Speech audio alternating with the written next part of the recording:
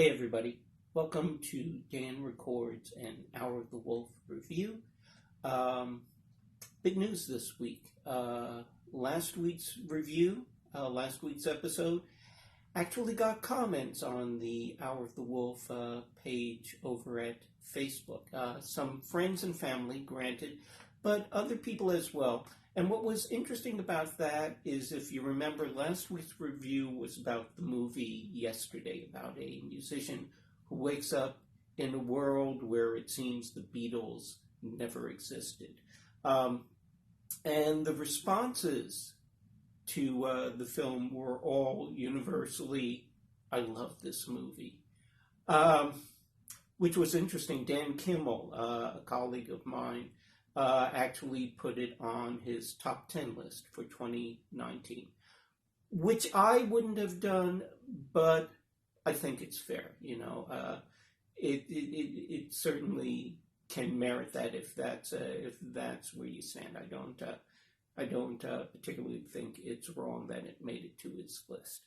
But what was interesting to me about that is, if you remember, the film was written by Richard Curtis, who was also the writer and director of Love, Actually. And it's kind of a similar situation there, where the general critical response to Love, Actually was, yeah, okay. And then if you talk to somebody and you said, well, there's this film, Love, Actually, the person was very likely to go, I love that film. And I think that's fair. It's there's nothing wrong with a film being lovable, and that's certainly what Love Actually wants to be. It just wants to make you feel happy and have a good time. And it's the same thing with Yesterday. And in the cases of both films, I think they come by it honestly. It's not the cynical thing, here's some manure for the masses to mollify them. It comes, I think, from Richard Curtis's heart, and probably Danny Boyle's heart as well. They put their skills and capabilities into it 100%. So I had reservations about the film, but, I can understand why people love it. And, go ahead and do it. Why not? Okay, but enough nattering about that. Let's get down to the review for this week. And I actually came upon a screener this week. The host of Hour of the Wolf, Jim Freund, brought this to my attention. I had seen releases for it prior to him getting in touch with me about it, and kind of dragged my feet on it. Not really dragged my feet. I was more like on the fence. Should I do this? Should I not? And Jim got in touch with me and said, hey, there's this movie coming out. Maybe you should check it out. And I said, okay, let's give it a shot. And by the way, Jim also pointed out that there wasn't a gun pointed to my head. It was not an obligation, and I always understand that. But, I was curious about it, but because of the subject matter, which you will find out in a second, I was like, yeah, I don't know. But let's get to the review, and all will be review. So, if you've been following along, I brought the camera back up to eye level again, because I don't think lowering it down actually helped anything, so you're not going to be seeing my eyes too much in this one. So take a look now. Here. Enjoy. Did I freak you out? I'm sorry. But yeah, so the camera is up this way. If this is your first time watching, let me explain the situation. I am going to record like I usually do my review for Hour of the Wolf, a radio show which airs on WBAI 99.5 FM in New York, but isn't presently for obvious reasons. And in actuality, this review may never air on Hour of the Wolf, but I want to keep my hand in, and so I'm doing it anyway. And if it does air, since, this stuff is available on demand, it is in its own way evergreen, and, we could air it or do a compilation or something like that if there isn't too much of a backlog. And this one would be a review that I would actually like to have aired if it can get to air. So this is the record session. Now, when you hear the review on the radio show, that's been edited down because I stumble a lot. I go over sentences that I don't think I read quite as well as I should have. And so you're going to hear all that. And hopefully, despite all of that, you'll be able to take something out of what I'm saying here. The other thing is, once I start the recorder, I'm going to let it run for a few seconds so I can get some room tone, some silence in here. And while I'm thinking of it, let me go and check and make sure I've muted my computer. Come around with me. This is my regular machine there. Let me see. Did I silence it? Yeah, I did. Okay, we're good. For those of you who are wondering, or if you've looked around and wondered what the hell is going on to this side of the room here, that's my regular computer, that's my business machine, and also it's now where I do video and audio editing if I need to do this. This used to be the production suite over here, which had the video and audio editing. It's a Mac Mini, it's way outdated. I haven't had the heart to buy Final Cut Pro again, which I used to have the package, and then when I upgraded the operating system, it became obsolete, and I just didn't want to spend the money again.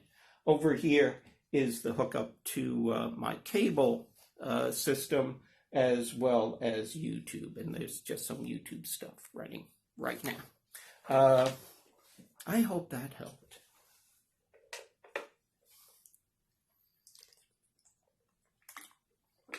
I hope it helped as much as that refreshing beverage just fortified me.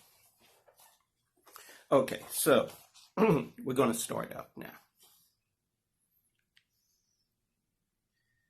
And the recorder is running. Give it a few seconds for room tone.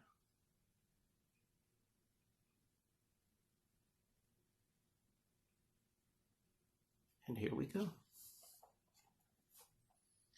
Hour of the Wolf review, air date. In another universe, it'd be April 30th, 2020. But boy, take one. I'm Dan Persons, and this is my Hour of the Wolf review. I'd like to think that there'd be more to a film called Butt Boy, now available on demand, than its title suggests. I'd like to think there'd be more to the tale of Chip, played by director and co-writer Tyler Cornack, a man with an insatiable compulsion to put things up his posterior. And by things I mean Parcheesi pieces, TV remotes, small pets, and ultimately whole humans, and his conflict with Russell, played by Tyler Rice. Lots of Tylers in this movie. A police detective assigned to investigate the disappearance of a young boy during Bring Your Kids to Work Day at Chip's place of employment. I'd like to think there's more. And there may be. For all that Cornack doesn't shy from the raunchiness of his premise, including a portrayal of what life is like for people post-insertion. The humor isn't quite the infantile sniggering you might expect, and mercifully, there isn't a trace of homophobia.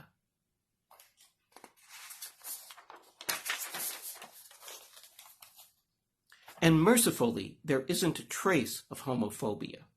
There's a bit of nuance to the characterizations with hints of a broken relationship in Russell's life.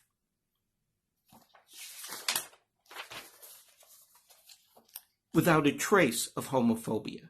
There's a bit of nuance to...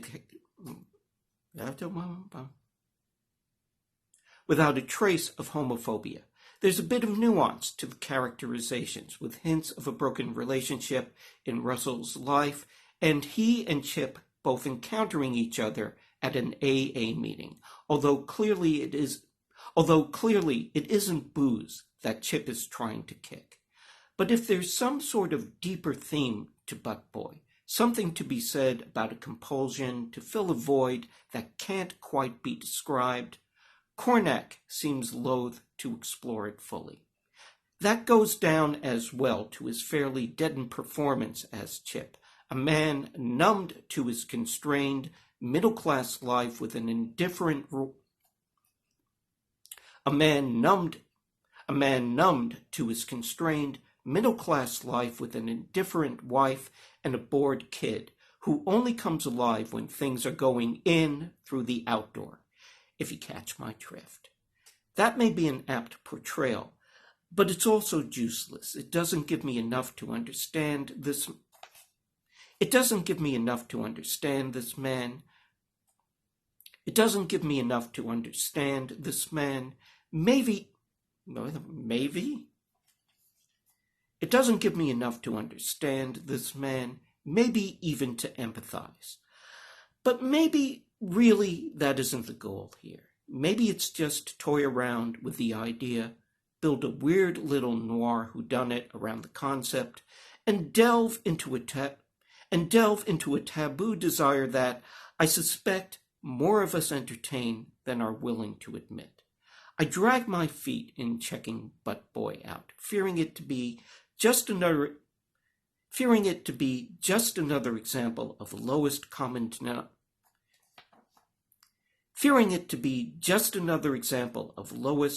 denominator juvenilia. It isn't that, happily. But it ain't Eugene O'Neill either, which is fine. Cornack owns his premise and does it unabashedly, and his lo-fi filmmaking style well complements the scenario.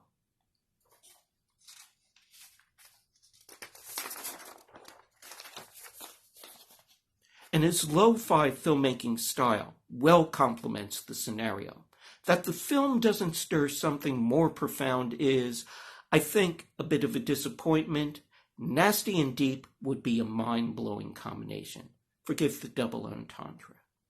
Butt Boy is still intriguing and amusing, and that's good enough.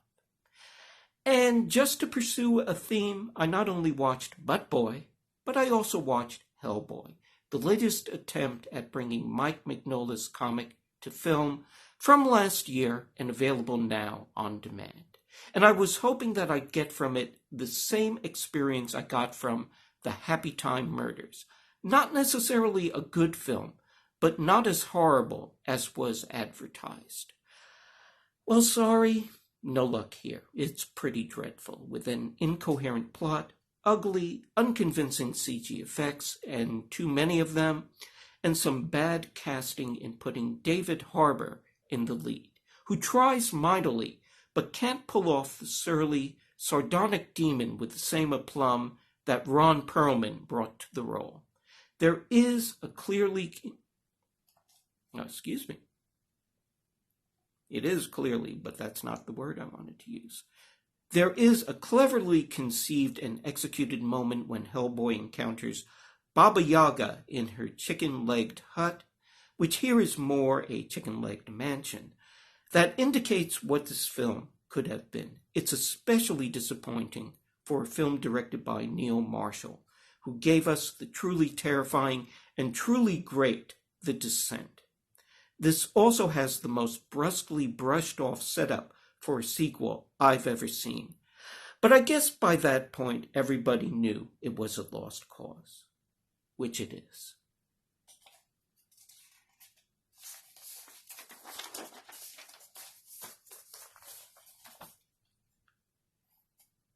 Which it is. And two more notes.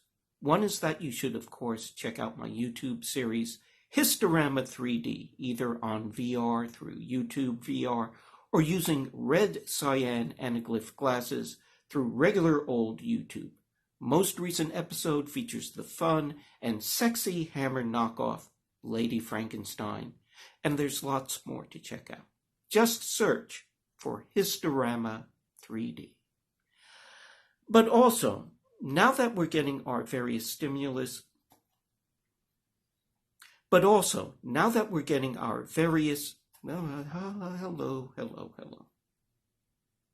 But also, now that we're getting our various stimulus payments and etc., if you're presently in a pretty good position, think about the people who aren't and chip into your local food bank or feedingamerica.org or World Central Kitchen at wck.org or something similar.